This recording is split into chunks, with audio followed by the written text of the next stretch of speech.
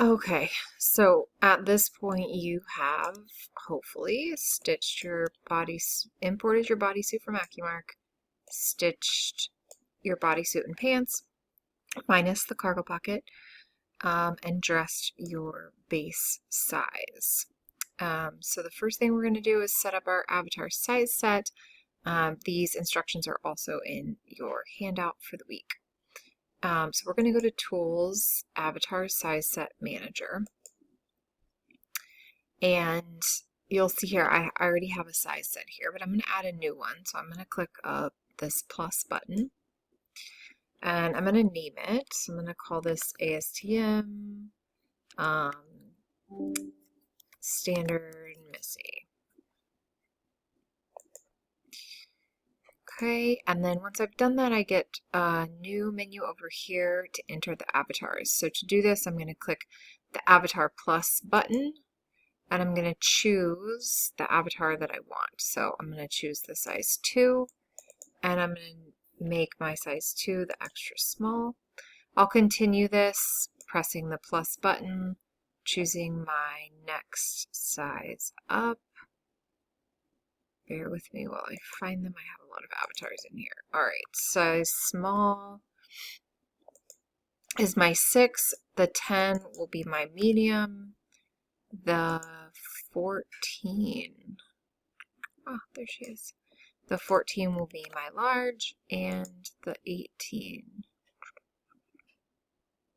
will be my extra large. Okay, once you have all of those in there, you're going to click Done. We're going to navigate up to the size menu up here. We're going to choose, so if yours says single avatar, and what will show here is whatever you have currently dressed, or even if it's not dressed, it'll show whatever avatar is in this 3D screen. You're going to go to the avatar size set here, okay? I had already had mine set up, so it automatically did this, but if it did not, you'll click there's a yellow button there, and you'll click the search button, and you'll just choose the avatar size set that you want. You'll say apply, and it will automatically assign the correct avatar to the correct size. Okay, so what you can do at that point is, so this is my size medium, it's already dressed on the correct avatar. I'm going to save a snapshot that says medium, and then I can delete this. I'm going to come over here and click on my extra small, and you'll see it will go ahead and load the extra small avatar, the size 2. It will go ahead and place your pattern pieces based on the arrange mode that you set up for your base size. Okay. I have had occasions where I've had to update the arrange mode for different sizes. Just know that when you move something in the arrange mode, if you go back to your base size, it will also be moved in your base size. Okay, so once you've dressed this, you're going to just save it as whatever size it is. Okay, I just like to delete the old one just to keep it clean. And you'll go through the process and save all of your snapshots. Okay, so once you have all your snapshots saved, you need to go back to your base size. Just note when you have graded sizes in here, as you're dressing, you will see your graded size in your 2D screen. However, you cannot do any editing. So if you're in a different size and you try to use the pen tool or try to edit points, it is not going to do that for you. So you'll have to go back to the base size. So the first thing we're going to do is create the lines to stitch our pockets onto, and then we will work on grading them. So because my cargo pocket sits at my outseam, and my outseam is not perfectly straight, the first thing I'm going to do is rotate my front and back pieces so that they are completely vertical on the y-axis from the placement notch down. I'm going to create a guideline by dragging from the rulers. Make sure your rulers are turned on over here. Drag a guideline out. I'm going to snap to guideline and snap to point. I'm going to turn edit points on so I can see all of points. Okay. And I'm looking to snap this notch point on that guideline. Once it's snapped, I'm going to turn my gizmo on. I'm going to drag the center of my gizmo to that notch. And I'm going to grab the black dot on the gizmo, and I'm going to rotate until about my knee point hits that guideline as well. Okay, so again, I'm just working towards vertical here on this outseam. Right. All right, that looks good to me. I'm going to do the same thing on my back. I'm snapping at the notch. I'm moving the gizmo to the notch. I'm rotating. Oops. Okay, looks pretty good to me. So I now have both of these patterns completely vertical from the placement notch down. I'm going to snap these two together. For some reason, it does not want to snap these 2 points together. All right, and then I'm going to take my pocket and I'm going to trace it. Before you do yours, please make sure that you have a point at the center, okay? If you do not, which I think most of your patterns came in without, you're going to go to Insert, Point, and you're going to choose Snap to Center. This option is only available in certain functions. It'll allow you to get that little yellow crosshair snap right at the center of your pattern, the center of any segment. Okay, so now I have those points there. Now when I go to place my pocket at my placement notch, I should be able to snap this. Okay, where are my snaps? So my snaps aren't working well tonight, but there goes it. Okay, so once you have this there, we're going to select the side, the bottom, and the side, not the top. And we're going to say trace as internal lines. Okay. Once you move that pocket out of the way, you should see the internal lines on both sides. Okay. We are going to also, though, trace the top. Okay. We just want to trace it separately so that it is a separate line and it does not connect to the other lines. So I'm going to trace as internal, and then I will move my pocket out of the way. Okay. So now that I have this, I want these lines to end at the piece, at the edge of the piece. So I'm going to just grab these corner points here and I'm just going to delete them. Okay, so because my pocket had a center point on it at the top and the bottom, all of these lines also have a center point which intersect with the perimeter. Okay, just to make sure that I'm really, really intersecting though, I'm going to select these endpoints on the front and the back internal lines, and I'm going to say glue.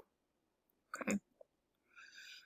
All right, and then lastly, because we have a flap and then we have a pocket, we want the flap to sit where the notch is and the pocket to sit just a little bit below. So I'm just going to grab these internal lines. I just moved that while I grabbed it. I'm going to grab the side bottom and the side bottom on the front and the back, and in the Y, I'm just going to move this 1/2 inch. Okay, again, the Y transformation works because I've already rotated these pieces so that the outseam is aligned with the y-axis. Okay. Okay, now I just need to stitch. So I'm going to stitch the side of the pockets, front to back, front and back. The bottom and the flap need to be multi-stitch. So I'm going to multi-stitch the bottom from here to front to back. Okay. For my flap, I'm going to also multi-stitch from to this line. Okay. Now the only thing is my pocket flap is 1/4 inch larger. It's 6 inches wide and my pocket is 5 3/4, which means this line here is not quite long enough. So I'm just going to do a quick X movement at the end of that line, 1/8 of an inch, and then I'm going to do an X movement here of 1/8 of an inch. Okay. That way I can make sure that these are perfectly the same measurements. Okay. All right. You can go ahead and then make sure that these pockets are in the arrange mode. I would recommend putting them in their own cluster and giving them a dressing of flat. And then just make sure that they're turned on in 3D. I had turned mine off while I was dressing the rest of my pant. Okay. And once they've been turned on, also make sure that the layers are appropriate. So your pocket will sit above your pant and your flap above your pocket, and you will dress this. Okay. You are welcome to assign a fabric to your pocket and flap to match your pants. I, in some cases, would maybe clone that fabric and then give it a different color just so that I can see it. I do this a lot sometimes when I'm working on a lot of tedious grading,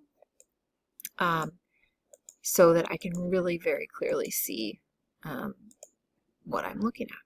Okay, so let's see, just do like a light gray. Okay, I'm just going to assign this here and here, here and here. Okay. All right, so the problem I have now is grading. So if I just turn on my nest, what you'll see is my internal lines are definitely moving, but not necessarily with the piece, not necessarily with my placement notch, and maybe not necessarily even with my pocket that I just traced. So I need to fix this grade. So the first thing I'm going to work on is the placement. So I gave a graded placement notch that came over from AccuMark. So I'm going to use that first to grade these internal lines so that I can ensure that no matter how much the pocket is growing or shrinking, that it is also moving with the body. Okay, so we had made those placement notches in AccuMark so that they were a specific distance from the top edge, so that it will hopefully lay proportionally on the leg on all sizes. So I'm going to go to Tools, Sizes, and Grading. I am going to turn internals off. So I'm going to do a lot of toggling internals on and off, but it just makes sure that you're selecting the correct point. Okay, there will come a point in this process where if we use the internal line instead of the perimeter point to restack or set static, it will cause us some issues. All right, so internals off. I'm selecting this notch. This notch already has a grade. I'm going to copy it, and then I'm going to turn internals back on and select the end point of this internal line. In this case, they're not stacked perfectly on top of each other, but if they are, so long as you have internals turned on, the system is always going to select the end point of the internal line first. I'm going to turn this into a grade point, and I'm going to paste XY. Okay, now nothing else moved because I don't have any grade assigned to this other side of the point. So I will fix that in just a minute, but I'm going to do the back too. So I'm going to select the notch, copy, turn internals back on, select this line, turn it grade point on, paste X, Y. Okay. So now I have at least these internal lines matching the grade of the placement notch. Now that they are grading properly, I want to take these, either one, they're both grading the same, the notch and the internal line. Okay, so I'm holding shift and I'm grabbing both grade points, and I'm going to say set